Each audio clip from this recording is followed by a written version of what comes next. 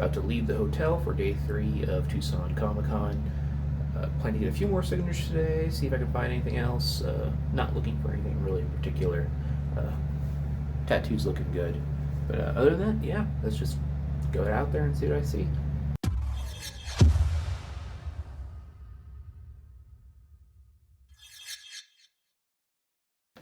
Alright, so day 3, the last day of Tucson Comic Con. I kind of already had everything planned out that I wanted to do this particular weekend. Usually save day 3 for sort of catch up and stuff like that. Um, and sightseeing, walking around the convention without any real agenda. I had a few things I wanted to get signed and pick up, but nothing, super pressing. So I walked around, checked out some of the cosplay. Um, I actually filmed quite a bit of the comic floor, wall books and whatnot, just to show it. I had been looking for a few big books this convention. I didn't see anything that really fit what I was after, but it's still always fun to look at wall books. So I'll be splashing those in here and just showing that off.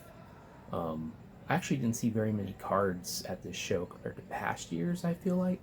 There were definitely a few vendors in the gaming hall area, and there were some in the main hall also, but it just felt like there was less than I remember in the past.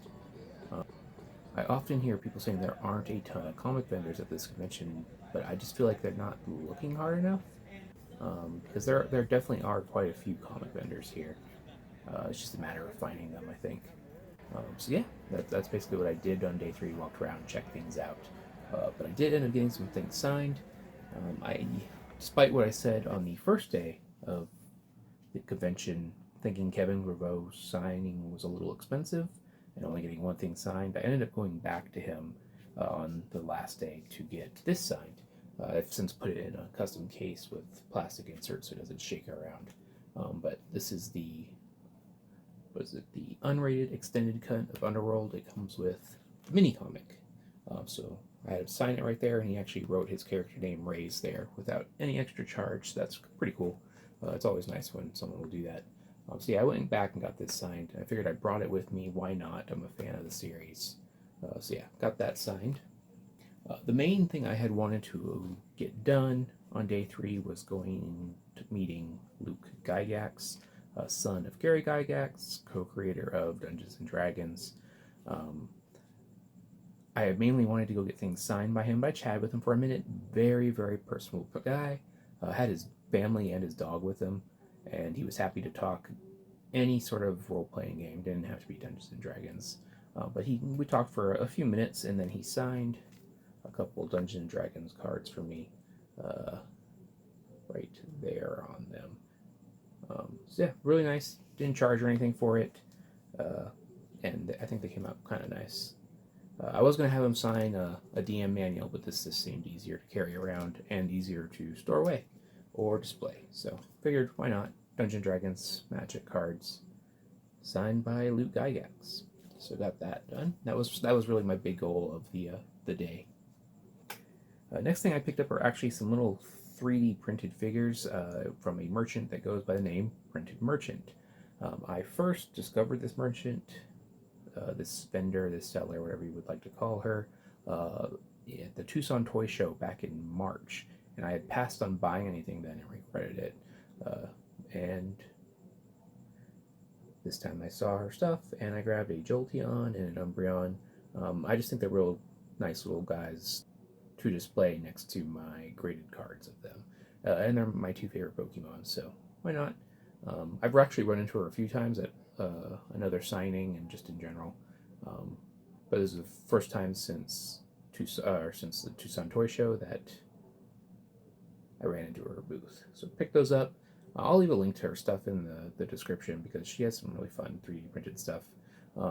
Multicolored, as you can see. I feel like that's quite a bit more rare in terms of 3D printed vendors to have multicolored prints, so pretty cool. Got those.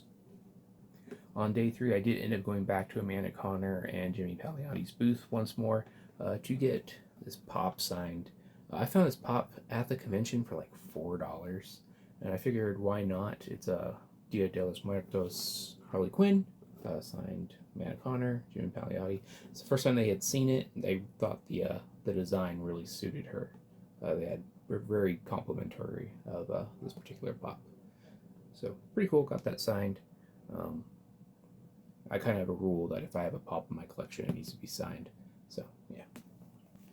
And last but not least, I was digging through some cheaper bins just to see what I would see as far as comics go.